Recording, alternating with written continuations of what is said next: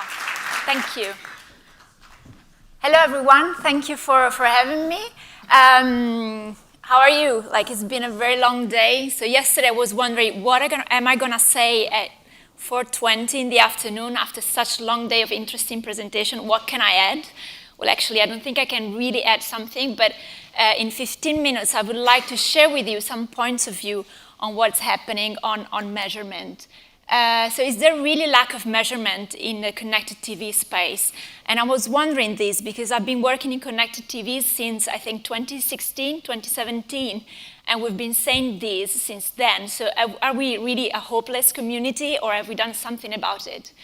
Where it is lack of measurement, where is it originated?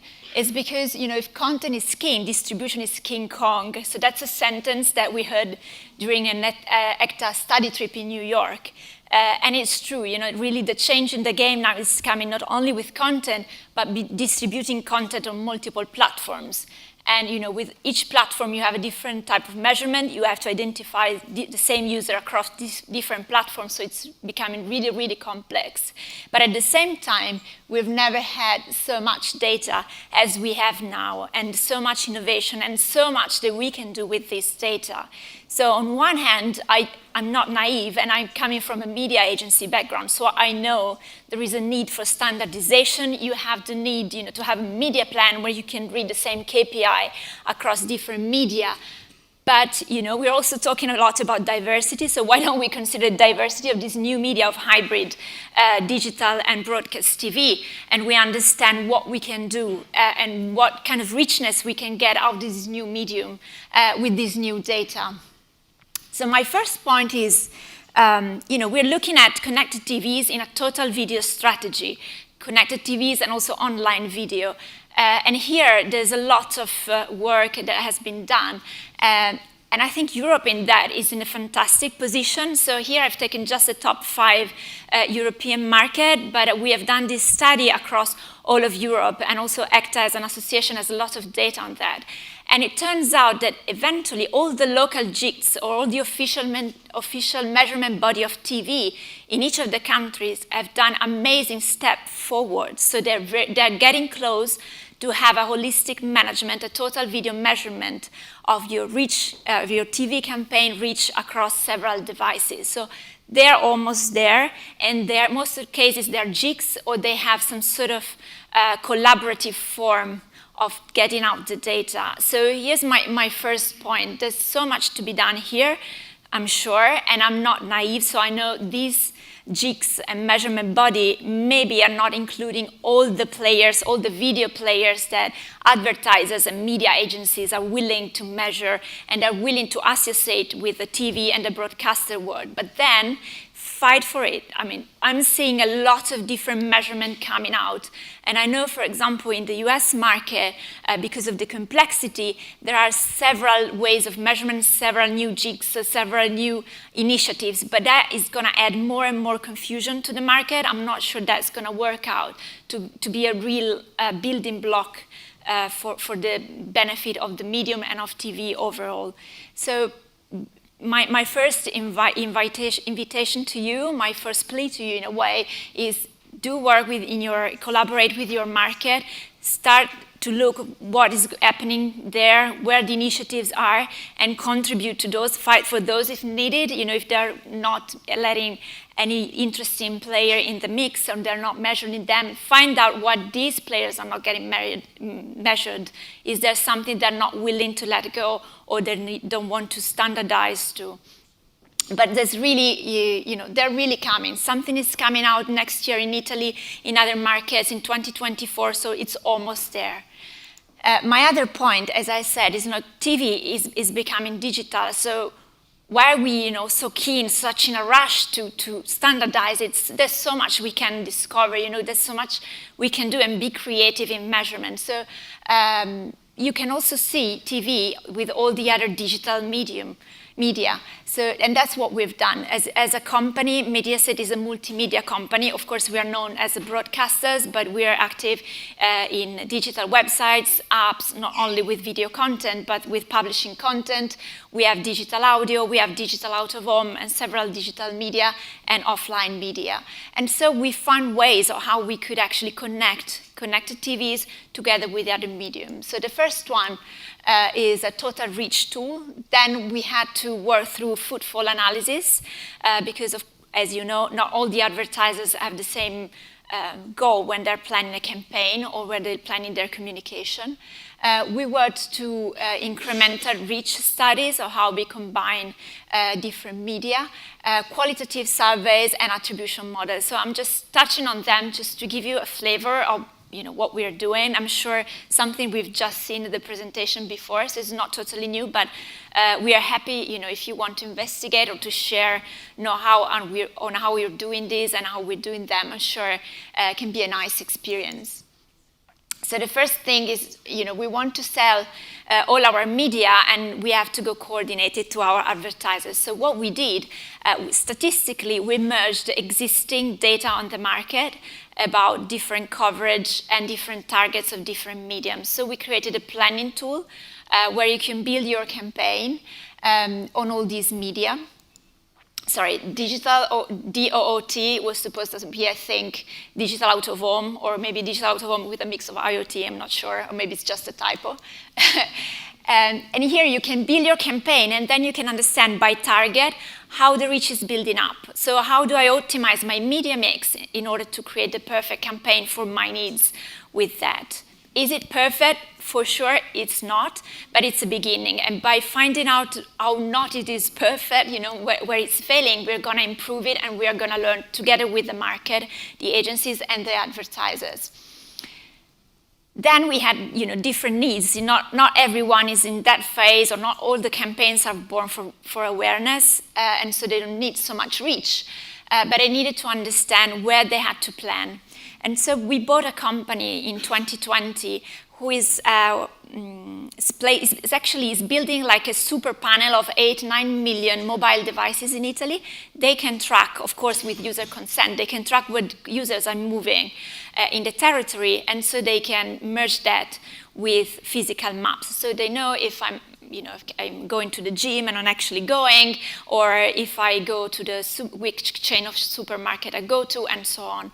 So we built this data into a dashboard, and now we can see, for example, we can go to a retailer, or we could go here maybe to Waitrose and show them how their footfall visits in their stores are going compared to their benchmark of the industry and compared to their competitors.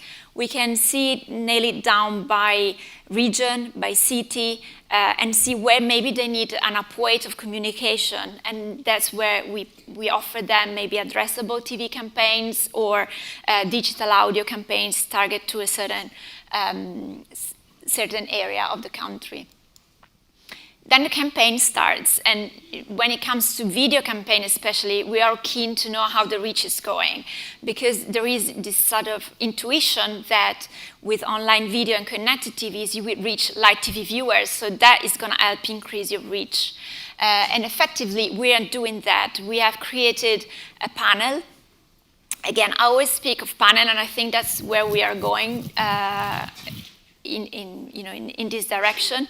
As we become cookieless in the future, we will not probably be able to track interaction by interaction and recognize every user, but we're going to have very big panels, and then we're going to have very powerful artificial intelligence and machine learning modeling, which we already have now, to expand that and read some trends. And so that's what we do now. We have this panel, and we can measure everything that is seen on a connected TV. So we know which users are exposed to the linear campaign on that TV screen and which others have not. So we can plan a connected TV campaigns to create incremental reach.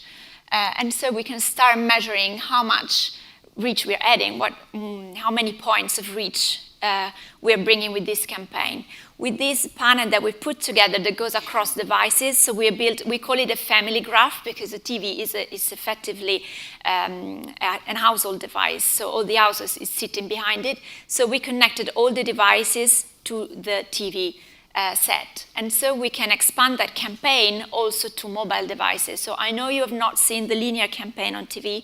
I know you haven't seen the connected TV campaign either. And so I'm going to try to reach you on your mobile device. And so we are measuring that as well. So we can build a report when each medium is bringing a different benefit, a different uplift to the reach of the campaign. Again, is it perfect? For sure it's not, but it's something, and it's something that we are discovering with the advertiser. And we're mixing sometimes different types of reporting, like the pre-planning report with these outcomes to see and how we can improve our algorithms and forecasts. And then these qualitative surveys, which sometimes I feel they're a bit neglected, but they're so valuable because I think most of the value of campaigns and the communication is in brand building, and you cannot measure that with just reach or impressions and so on. And so for that, we built a panel of consumers that had our applications on connected TVs. And so we can run post-campaign, pre-campaign surveys to understand how the brand KPIs are running. And I think we run almost 50 a year, so we're really investing heavily because we believe that's the positioning of this medium. It's not just done for efficiency, it's not just done for performance, but it's a medium of awareness, it's TV, so its impact is really in building brands. Here you can see some of the numbers. So what we have seen, interestingly, is connected TV campaigns compared to TV campaigns, they're really strong in activating the users. So intention to buy, all these KPIs really jump high. And the other KPI is going really well is how consumers are remembering the spots, especially the display ones, because they're going in the content. So it's a very immersive experience for the consumer. And so they have very high impact on the brand, in building brand awareness. So these are some of the brands we have worked with in the past. And then performance. So we have heard Emmanuel's speech specifically on that. Again, with this super panel of 8-9 million mobiles that we track. We create two groups. We create the exposed group to the connected TV campaign and the non-exposed group. We make sure they look the same. So they have the same geography, the same age and gender. We collect the same number of data from each of their mobiles, so they look the same from every aspect. The only difference if they have been exposed to the campaign or they're not. And then we measure the difference in visit rate to a physical store or to the visit rate to a website. And here, we can see how much the campaigns are effective. We have an automotive advertiser for which we're doing this for each campaigns they run with us.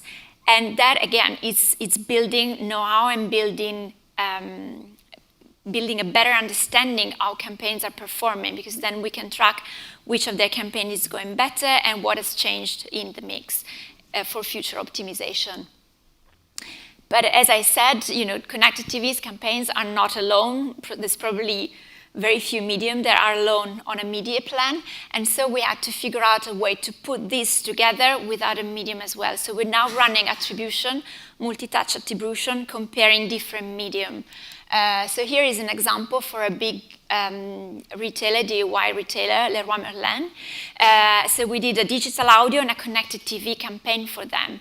So we ran both campaigns, and we saw that really when the two campaigns are overlapped, so the users were exposed to both the addressable TV campaign and the digital audio campaign, we had the maximum uplift. And again, this is interesting because most of the time, and I just shown that, you're looking for just very incremental reach, but sometimes you do need that frequency, and having frequency created on more than one media, it's really powerful. It really drives your campaign up. We've seen this with digital audio. We can run linear and connected TV, linear, connected TV, and digital. So we've done several studies.